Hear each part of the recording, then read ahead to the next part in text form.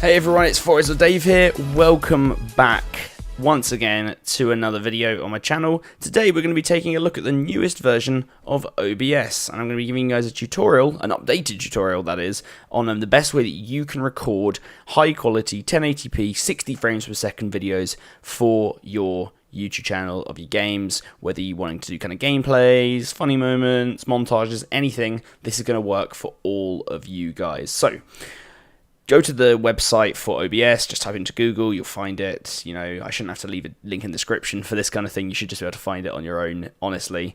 Download OBS Studio, which is what OBS multi-platform is now. So it used to be called OBS multi-platform. That's what I did a tutorial on before. Now it's called OBS Studio. It's the same thing, though. It just has a much kind of nicer name. And then make sure you run the 64-bit version. So when you download it from the website, it will actually install two programs. It will install the 64-bit and the 32-bit. Make sure you're running the 64-bit, assuming that you have a 64-bit system, which I'm pretty sure everyone does now. If you don't have a 64-bit system, then I'm surprised you're even playing games, never mind recording. Okay, so we are on this screen. Let's head to the settings. So in here, first two tabs really don't matter. We're not streaming, so this doesn't matter, and the general stuff is just leave it as is unless you want to change the theme or the language. I'm English and I like this default theme, so I'm going to leave it as is. Head to the output and switch the output mode to advanced. And in the streaming tab, doesn't matter, we're not streaming, so this will never be used for me. Head to recording.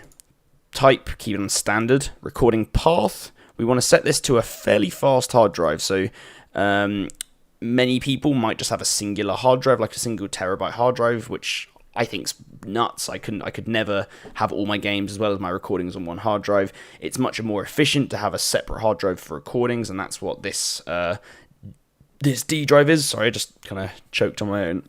Ugh. I've got a little slightly bad throat at the moment, so talking a lot isn't actually the best idea, but I need to explain to you guys how to do this. So let's carry on. Yes, so this D drive is a fairly fast hard drive. It's not a solid state drive. If you have a solid state drive, you have the money to get a fairly big solid state drive to record to. Bob's your uncle. You're going to have an absolutely brilliant time and you're going to have no problems. But for the file sizes I get for my videos, this hard drive that I have, I think 7,200 RPM is the speed. It works for me. Otherwise, you end up with these really juttery videos because the software can't write quick enough to the hard drive, so you just end up dropping loads of frames. So yeah, have a decent hard drive. Recording format is slightly kind of preferential depending on what you're going to be doing with the videos. That's probably how I should describe it. FLV, I would say don't ever go with because you don't get the advantage of the audio tracks. You can see here warning certain formats such as FLV do not support multiple tracks per recording. I'm pretty sure all the other ones do. I'm not sure about M3, U8, but I'm pretty sure these four in the middle do. I go with MOV or MP4 depending on kind of what's working for me at the time. My computer has always had this slight weird thing where something will work perfectly and then for ages, and then it will suddenly not work and I have to change it, and then it will kind of go back. So at the moment, MOV works for putting my files into Adobe Premiere. MP4 works well as well, so I'd say MP4 or MOV. Just try them out, see what works best for you.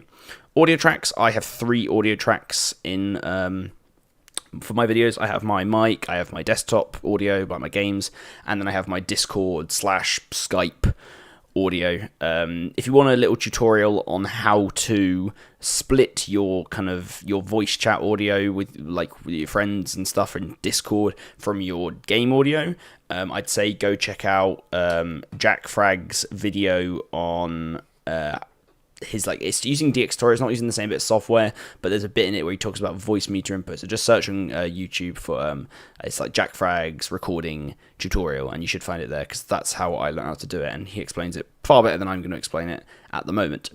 Encoder, this is where things change, where they differ from last time. So I was using X264 last time. X264 is a CPU-based encoder. It completely uses your CPU, and if you're recording what I was recording before, I think it was 720p 60 FPS, that was working fine. You know, I could happily record. It didn't put too much load on my CPU, and it didn't affect my games.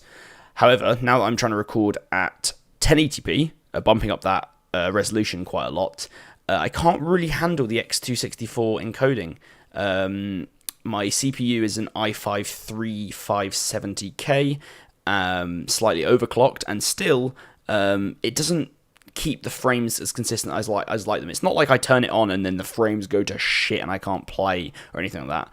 It just isn't as smooth as I'd like it. I like to have as little impact as possible while getting good quality, and for that I recommend NVENC encoder. So this is the same encoder that NVIDIA Shadowplay uses, so you'll always hear people bang on about Shadowplay and how it's so good because you don't lose any frames and stuff.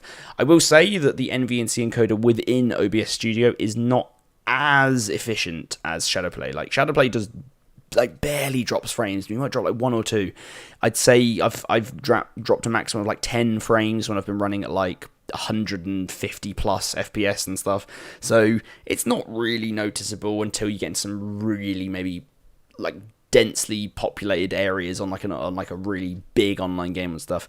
It mostly has very like zero impact noticeable unless you're looking at the FPS counter. So run with the NVENC encoder. This is going to work out really well for you. If you have AMD, an AMD GPU, there should be something similar here, and then you should have similar controls. If they're not similar, go check out another tutorial. I can't explain AMD to you, but I think a lot of people have NVIDIAs these days anyway. These two settings here, I'd just say leave, and like even if you're going to rescale to 1280 by 720, I wouldn't do it here. I'd do it later on in the video tab. Here are the main settings. So this is how it's set up in Shadowplay if you're recording highest quality. So the rate control is going to be CBR. This is constant bit rate. So this means at every single point during the video, we're going to have 50,000 bits applied to the... So bits are kind of like... So a lower bit rate means lower quality. It becomes much more grainy. I find that 50,000 will give you the highest quality that is kind of noticeable for me at least. You could bump this up even more. I've actually gone up to 60,000 sometimes for certain games if they're really fast-paced. Most of the time 50,000 does the job, and that's what Shadowplay uses for its highest setting anyway. Keyframe interval, keep that on 0. Don't ask why, just do. It's auto, it just leaves this auto, it works well. Preset I like to leave on default here, and this is kind of to do with the quality and kind of how fast your graphics card has to run and stuff, and the load, and I just find default works best. I'm pretty sure default is what Shadowplay uses, like just the default NVIDIA encoder kind of setting. You can try high quality or Blu-ray to get even increased quality. You can try high performance to reduce the load on your computer, but default works best for me. This is kind of personal preference, so just try them out, see what works best for you. Profile, put this on high because high is what we want for high definition video. Main is for standard definition, and then I'm not sure what high 44p is, and so I'm pretty sure that's something to do with colors and stuff, but I just leave it on high.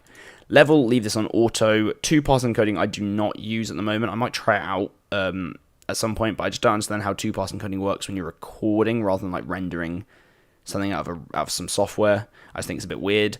And then GPU, I leave this on 0. This essentially says to the software which GPU you're using. I only have one GPU, so I just set it to 0. So like GPU number 1 will be 0, GPU number 2 will be 1, GPU number 3 will be 2, and etc. And if you have like 4 GPUs in your computer, which I don't even know if that's possible. I'm just making that up, I think. But anyway, we're just setting that to 0 because we only have one. Audio. I put these all on 320 bitrate. Some people will say to you, oh, YouTube only takes 192 and stuff. I'm pretty sure it actually does, but I just like to crank this up at the moment, just give it as much quality as possible in my audio. In some cases, I find that having good audio quality is better than having the good video quality. You know, you could have a slightly bad video quality, but some really nice sound with it, and it will still be decent enough to watch, so I leave it as that.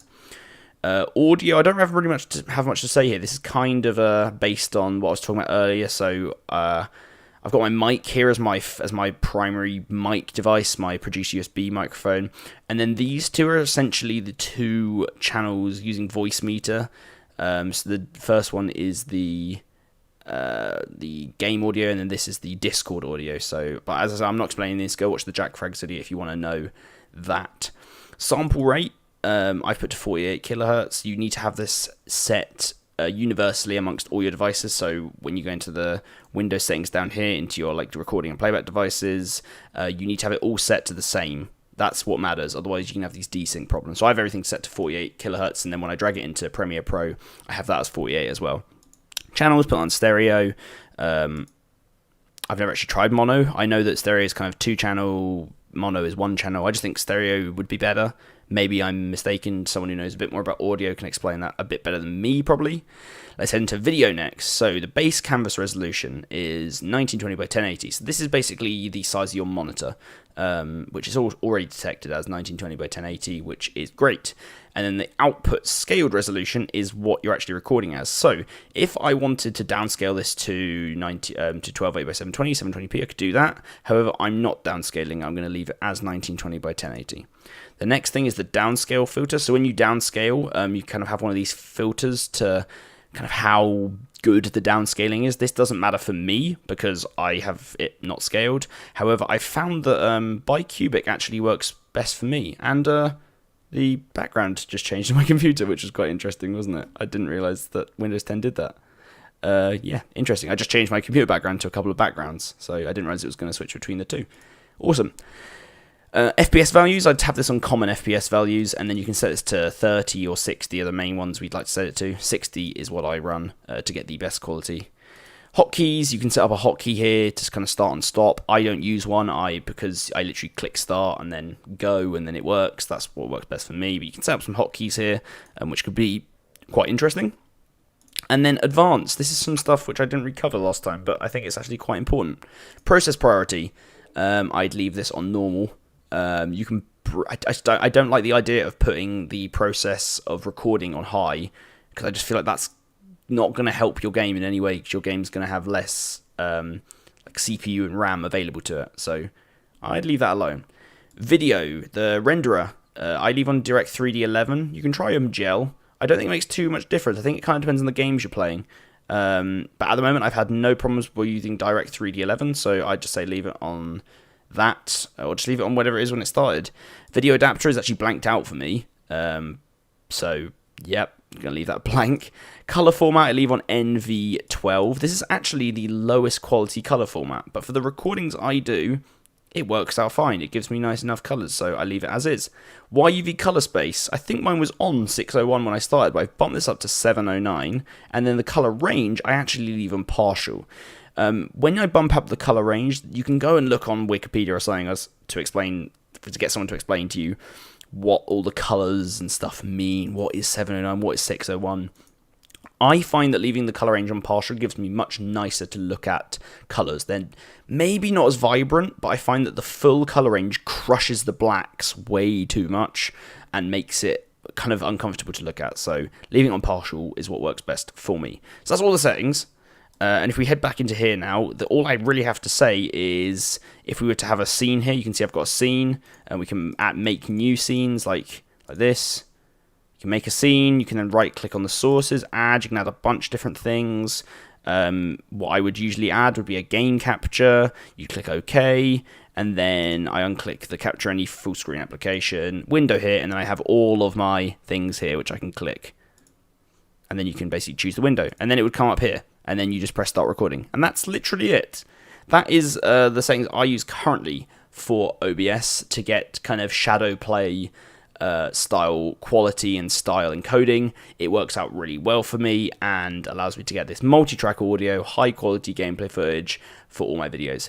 Hopefully this has been informative to you, and if you would like any more tutorials on any kind of bits of software, maybe like another Premiere Pro style tutorial or something like that, and for editing I've been kind of getting a little bit more into my editing, then leave a comment below. That would be really awesome to hear from you guys. Thanks very much for watching, and I'll catch you guys in the next one. Bye bye.